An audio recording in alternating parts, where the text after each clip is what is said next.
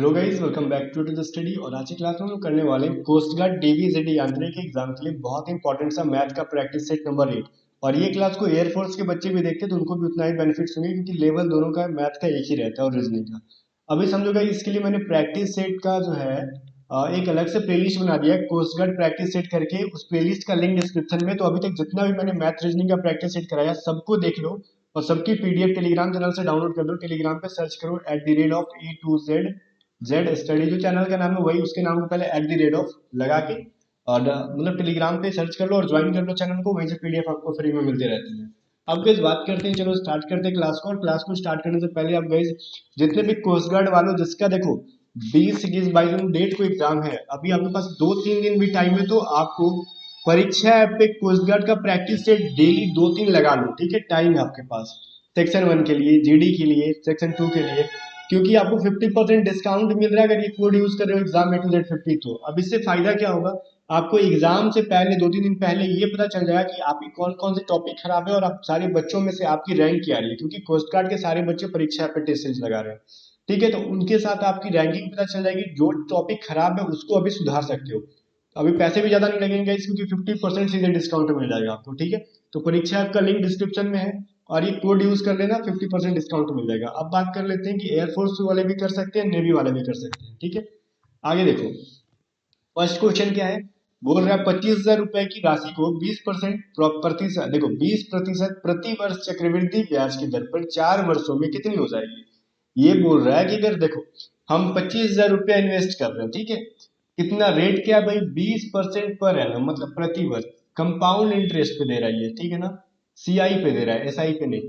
तो बोल रहा है कि ठीक है 4 साल में क्या इंटरेस्ट, मतलब टोटल इनकम बन कितना जाएगा, इंटरेस्ट को जोड़ दो टोटल जितना मूलधन में। ठीक है ना, तो आपको निकालना है, क्या करना है, मिश्र धन ए बराबर क्या हो जाएगा।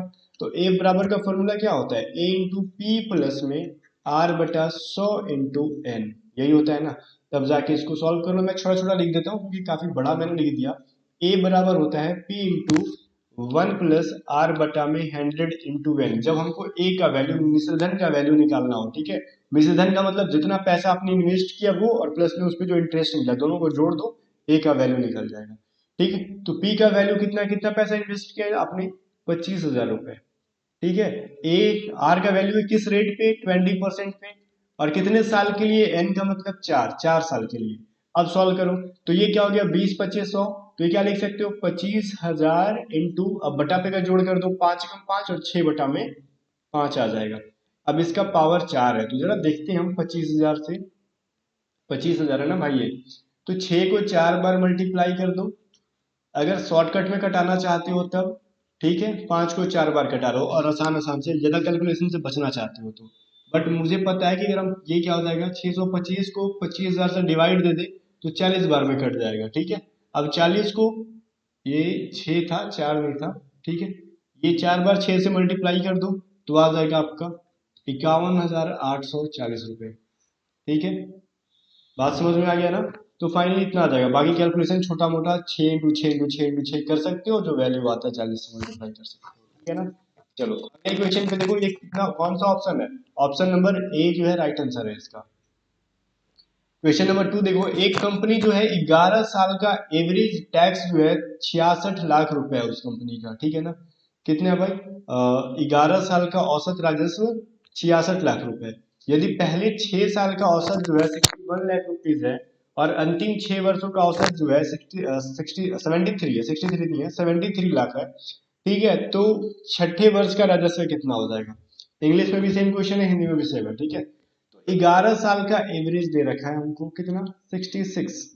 ठीक है, तो क्या करेंगे, टोटल कितना हो जाएगा टैक्स उसका, लाख में है, छोड़ो लाख को, हम यहाँ पे डिजिट में ही बात कर लेते हैं। लाख से क्या मतलब है, हमको यही से आंसर आ जाएगा 726। ठीक है, तो हमको स्टार्टिंग के 6 साल का दे रखा है एवरेज 61, हमने एवरेज चैप्टर में पढ़ा था ये। तो 6 × 61 मतलब 6×6 = 36, 366।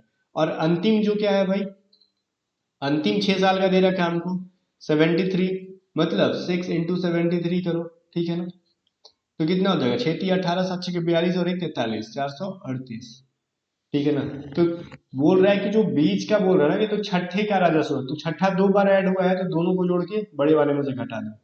ठीक है, दोनों को जब जोड़ेंगे हम तो 438 प्लस में 366, ठीक है, इनको जोड़ो, जो वैल्यू आ जाएगा हम टोटल में से माइनस कर देते हैं, तो क्या आ जाएगा, क्यों भाई, क्योंकि छठे को दो बार जोड़े हैं ना यहाँ पे, ठीक है ना, इसलिए एवरेज चैप्टर में हमने पढ़ा था, तो ये जोड़ोगे तो क्या आ जाएगा भाई, जोड़ के देखते हैं कितना आता है, 6 6 12 13 14 के 4, 6 3 9 1 10, 4 3 7 1 8, 804 माइनस 726 बराबर 78 हो जाना चाहिए आपका, ठीक है, तो 78 लाख रुपीज, ठीक है ना, 78 लाख रुपए, ठीक है, तो चलो छठे साल का कितना हो गया, 78 लाख रुपए उसका राजस्व हो गया, एवरेज पूछा है, ठीक है ना, और ये एवरेज 78 हुआ, क्यों, क्योंकि किसी एक का पूछा है, तो 78 से अगर डिवाइड भी कर दो तो वही वैल्यू आ जाएगा, उतना नहीं समझ में आया तो सिंपली समझ लो इसका 78 आंसर आ रहा है, ठीक है ना, शॉर्टकट में। अभी अभी ज्यादा गाइस एवरेज अगर डेप्थ में पढ़ना है तो एवरेज चैप्टर मैंने पढ़ा दिया आपको, प्लेलिस्ट का लिंक डिस्क्रिप्शन में होगा, मैथ 2021 करके, जाके जो भी अरिथमेटिक का टॉपिक खराब है उससे पढ़ लो अभी एग्जाम से पहले। 25 पेनों का लागत मूल्य 20 पेनों के बिक्री मूल्य के बराबर है, तो कितने प्रतिशत का लाभ होगा, प्रॉफिट लॉस चैप्टर में हमने पढ़ा था, देखो इसका लागत मूल्य कह रहा है, मतलब कॉस्ट प्राइस है 25 पेन का, तो इसका सेलिंग प्राइस मान लो, उसको हमने पढ़ा था ना, 20 पेन का सेलिंग प्राइस दिया है, तो उसको क्या कह रहा है, हमको कॉस्ट प्राइस मान लेना है, हमने पढ़ा था ये चीज। अब जाके प्रॉफिट लॉस निकाल दो, 20 रुपए में खरीदा, 25 रुपए में बेच दिया, तो ऑब्वियसली प्रॉफिट होगा, ठीक है, तो पी परसेंट कितना हो जाएगा, 5/20 × 100। अब बोलोगे ये कैसे कर दिया भाई, तो हमने क्या पढ़ा था, लाभ बटा में क्रय मूल्य, मतलब लाभ मतलब पी प्रॉफिट इंटू 100, तो प्रॉफिट 5 रुपए का हो रहा है ना, 20 खरीदा 25 में बेचा तो 5 रुपए का, और बटा में सीपी 20 है इंटू 100, तो ये क्या हो गया, 20 2500 इंटू 25% का प्रॉफिट हो रहा है हमको, तो राइट आंसर बी हो गया अपना, ठीक है। चलो अगला क्वेश्चन देखते हैं कि एक घड़ी विक्रेता एक घड़ी पर जो उसे विदेश में 500 रुपए की पड़ती है 10% सीमा शुल्क देता है, मतलब अपने कंट्री में लाने के लिए टैक्स देता है, ठीक है भैया, बॉर्डर क्रॉस कर रहे हो 10% टैक्स भरो, ठीक है, चलो देगा 500 पे 10% कॉस्ट करे, मतलब वो टैक्स देगा, तो वह खरीदारों की 25% छूट देकर 20% लाभ करता है, मतलब देखो खरीदार, देखो समझा रहा हूँ क्वेश्चन, वो खरीदता है पहले इंसान, ठीक है, फिर जब बेचने आता है अपने देश में तो 25% की छूट देकर भी चाहता है कि 20% का प्रॉफिट कमा ले, तो उसको अंकित मूल्य कितना करना होगा, मार्क प्राइस कितना करना होगा, उसको मार्क प्राइस कितना रख रहे हैं उसको समझ में नहीं आ रहा, आप उसकी हेल्प करो, तो सबसे पहले उसने कितना पे खरीदा ये निकालो, 500 तो कीमत था, प्लस में 10% क्या दिया, 10% बढ़ा दो तो 110/100, क्यों बढ़ा दो भाई, क्योंकि उसने टैक्स भी खरीदा दिया है, तो सब क्रैमुल के अंदर आता है, हमने पढ़ा था ये चीज, डबल डबल जीरो कट गया, तो उसने खरीदा है टोटल मिला के 550 रुपए में, अब वो इस पे 20% का प्रॉफिट चाहता है, कितना में बेचेगा वो इसको, अभी मार्क प्राइस को साइड में रखो, बेचेगा कितना में ये निकालो, 550 पे हमको 20% प्रॉफिट करना है, तो 120/100 से मल्टीप्लाई करो, जीरो जीरो कट गया, तो 55 × 12 कितना हो जाएगा, 660 रुपए, वो 660 रुपए में बेचेगा, तो गाइस देखो बोल रहा है कि हमको अंकित मूल्य इस तरीके से करना है कि हमको 660 रुपये मिल भी जाए, 20% प्रॉफिट भी हो जाए, और 25% का डिस्काउंट भी दे दे, ठीक है, तो यही पढ़ा था हमने, तो अब क्या करोगे, हम लोग क्या पढ़े थे, एस पी बराबर M P into discount 100 - d/100, मतलब सेलिंग प्राइस ठीक है 660 रुपए है, हमको एमपी पता नहीं, एमपी का एमपी छोड़ दो, डिस्काउंट देना है 100 में से कितना घटाओगे, 25% का डिस्काउंट दे रहे हैं बटा में 100, तो मतलब 660 बराबर एमपी इंटू 75/100, ठीक है, तो 25 दिया 75, 25 छके 100, अब ये 3 से घटाओ, 3 दूनी 6, 3 दूनी 6 जीरो, एमपी कितना हो गया 220 इंटू 4, मतलब 4 दूनी 8, 880, ठीक है, ऑप्शन नंबर सी, तो हमने मार्क प्राइस इसका निकाल लिया, बिल्कुल मैंने इसको बेसिक से समझाया है, अब इसमें अगर कोई डाउट नहीं रह गया, अभी भी डाउट हो तो वीडियो को पीछे करो फिर से देखो और रॉक कर दो एग्जाम में जाके। क्वेश्चन नंबर 5 देखो, प्रसाद ने 6 किलोमीटर प्रति घंटा, 12 किलोमीटर प्रति घंटा और 18 किलोमीटर प्रति घंटा के समान दूरी तय की, ठीक है ना, इस स्पीड से, ऑब्वियसली आपको समझ में आ रहा होगा कि 6 किलोमीटर प्रति घंटा, 12 किलोमीटर प्रति घंटा और 18 किलोमीटर प्रति घंटा क्या स्पीड है, इस स्पीड से की गति से समान दूरी तय की, तो इसके पूरा होने में कुल 55 मिनट लगता है, तो उनके द्वारा तय की गई कुल राशि, जो गति, सॉरी तय की गई कुल दूरी कितनी है, बार बार राशि पढ़ रहा हूँ, कुल दूरी कितना तय किया उसने, ठीक है भाई, चलो हमको टाइम गिवन है, टोटल टाइम लगा 55 मिनट, आज ही हमने टाइम एंड डिस्टेंस में पढ़ा था, टाइम का मतलब क्या होता है, डी बाई स्पीड, ठीक है ना, चलो डी बाई स्पीड, ठीक है, अभी देखो गाइज उसने 3 बार डिस्टेंस तय किया है, ठीक है ना। प्रसाद ने 6 किलोमीटर प्रति घंटा के हिसाब से, 12 किलोमीटर प्रति घंटा के हिसाब से, 55 किलोमीटर प्रति घंटा की गति से समान दूरी तय की है, मतलब इक्वल, ठीक है ना। जितना भी डिस्टेंस मान लो ए से बी तक जाता है तो 3 बार में बांट देता है, पहला ये x किलोमीटर, दूसरा x किलोमीटर, तीसरा x किलोमीटर, तीनों समान होना चाहिए डिस्टेंस, भले स्पीड अलग अलग हो। तो डिस्टेंस बटा में क्या होगा, स्पीड, पहला का स्पीड 6 था, दूसरा का स्पीड 12 था, तीसरा डिस्टेंस का स्पीड कितना स्पीड से गया वो 18 किलोमीटर। टोटल टाइम कितना लगा 55 मिनट, और ये घंटे में है तो बटा में 60 कर दो।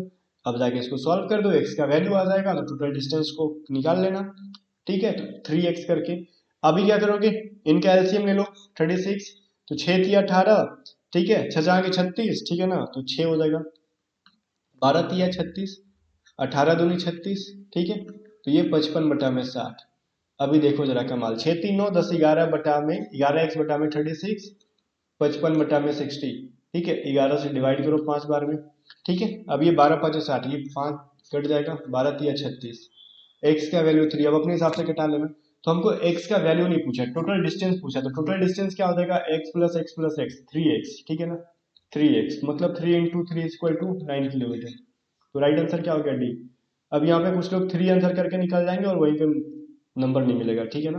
तो कोशिश करना कि या क्वेश्चन जो पूछा है वही आंसर करो, हमको सिर्फ ये नहीं पूछा कि एक्स का वैल्यू बताओ, बोला टोटल डिस्टेंस बताओ। टोटल डिस्टेंस क्या हो गया, तीनों एक्स को जोड़ोगे तब जाके टोटल डिस्टेंस मिलेगा, ठीक है ना।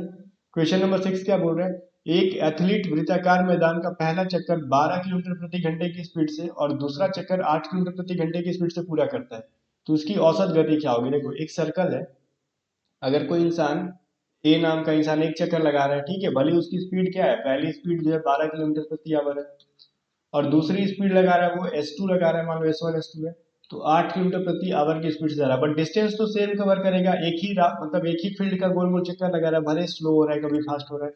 तो एवरेज स्पीड निकालने के लिए क्या करोगे, हम लोग क्या पढ़े थे भाई, हम लोगों ने पढ़ा था 2 इंटू, जब भी समान बांटा हुआ रहेगा समान दूरी को करना होगा तो a इंटू बी या फिर S1 इंटू S2, तो फिर से लिख दे रहा हूँ, 2 इंटू S1 इंटू S2 बटा में S1 प्लस में S2, हमने टाइम एंड डिस्टेंस में कल ही पढ़ा था।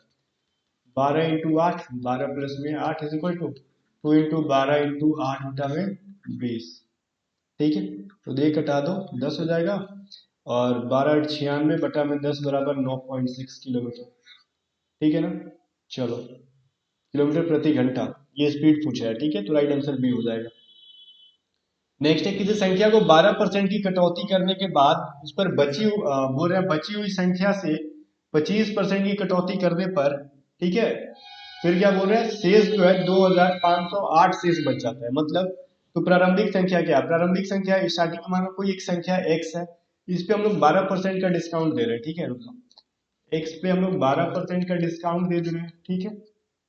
अब जो ये वैल्यू आ जाएगा सॉल्व करने में, फिर से इस पे हम डिस्काउंट दे रहे हैं 25% का, या फिर काट ले रहे हैं इस पे हम 25%, लास्ट में वैल्यू बच जाता है इतना, तो x का मान निकाल लो, हमने तो पढ़ा था इसको। अब ये क्या हो जाएगा 88/100 इंटू 75 बटा में 100 बटा में 2508, तो 25 या 75, 25 छके 100, ठीक है ना। अब अगर 11 के पहाड़े से कटाओगे तो कटाओ, ठीक है ना।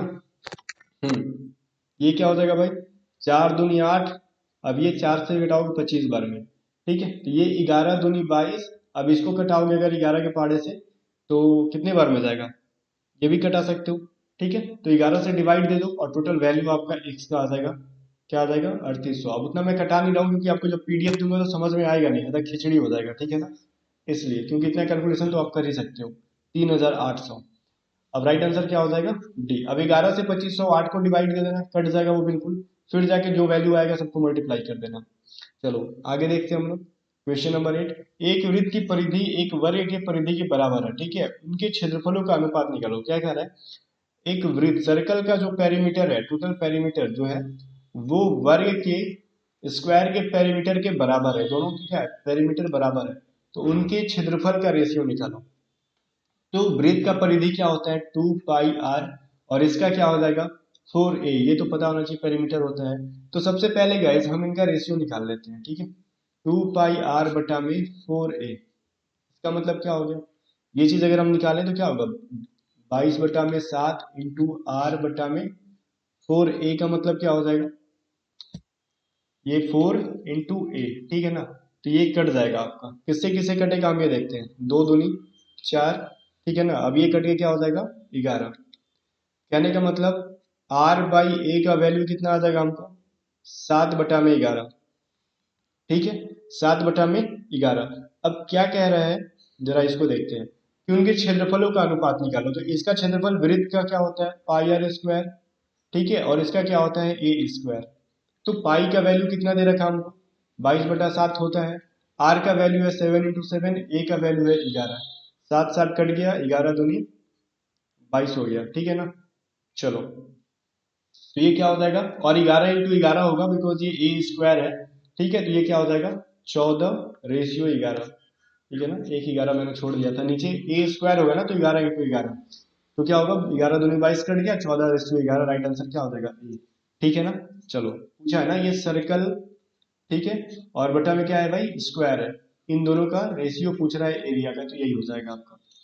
अगला क्वेश्चन देखो, एक चक्रीय चतुर्भुज का बाहरी कोण 72 डिग्री का है, तो इनके आंतरिक कोण का माप ज्ञात करो। देखो चक्रीय चतुर्भुज क्या होता है, मान लो ये जो है एक चक्रीय चतुर्भुज है, मतलब एक सर्कल के परिधि पे बना हुआ चतुर्भुज, ठीक है। अब इसका बाहरी, ठीक है, ये बाहरी हो गया और ये आंतरिक, इन दोनों कोण को अगर जोड़ दोगे, ऐसे तो कोण बनता नहीं है, ऐसे लिखते हैं हम लोग, ठीक है ना। इनका जो कोण होगा, इनको जोड़ने के बाद वैल्यू क्या आता है 180 आता है, मतलब एक चक्रीय चतुर्भुज या फिर साइक्लिक क्वाड्रिलेटरल जो हो गया, जोड़ने पे बाहरी और आंतरिक का वैल्यू 180 आता है। तो सिंपली बाहरी कोण दे रखा है 172, तो 180 में से घटा दो, 108 डिग्री हो जाएगा आंतरिक कोण। Right answer option number A हो गया, ठीक है। क्वेश्चन नंबर 10 देखो, tan square theta minus sec square theta का वैल्यू बताओ। देखो इसको लिखो, tan square theta minus sec square theta. अच्छा एक चीज बताओ मुझे, सेक स्क्वायर थीटा का मतलब क्या होता है। हम लिख सकते हैं सेक स्क्वायर थीटा माइनस लिख सकते हैं tan square theta minus +1, minus नहीं प्लस होता है, तो इसको क्या लिख सकते हो tan square theta minus tan square theta, अब ये भी माइनस हो जाएगा, माइनस से मल्टीप्लाई होके, तो tan स्क्वायर थीटा कट गया, बचा क्या -1, राइट आंसर आपका सी हो गया। सो आई होप की ये चीज समझ में आ गया होगा अब आपको। ये ट्रिग्नोमेट्री का क्वेश्चन था। अब जाते जाते कमेंट करके बता देना टोटल कितने मार्क्स गेन किए, और हाँ प्रैक्टिस सेट नेवी वालों भी लगा लो बहुत ज्यादा, क्योंकि अब आपकी वैकेंसी आपके सर पे है, बस आने ही वाली है कुछ दिन में, ठीक है। और एयरफोर्स कोस्ट गार्ड सबको मैं बोल रहा हूँ प्रैक्टिस सेट जरूर लगाओ, 50% डिस्काउंट मिल रहा है, परीक्षा का लिंक डिस्क्रिप्शन में, और ये कोड यूज करोगे तो ही एग्जाम में 250 तो मिलेगा। पे एट वंस का ऑप्शन होगा, वहीं पे इस कोड को यूज करना। बाकी मिलते हैं नेक्स्ट वीडियो में, तब तक वीडियो को लाइक जरूर करना, चैनल सब्सक्राइब जरूर कर लेना।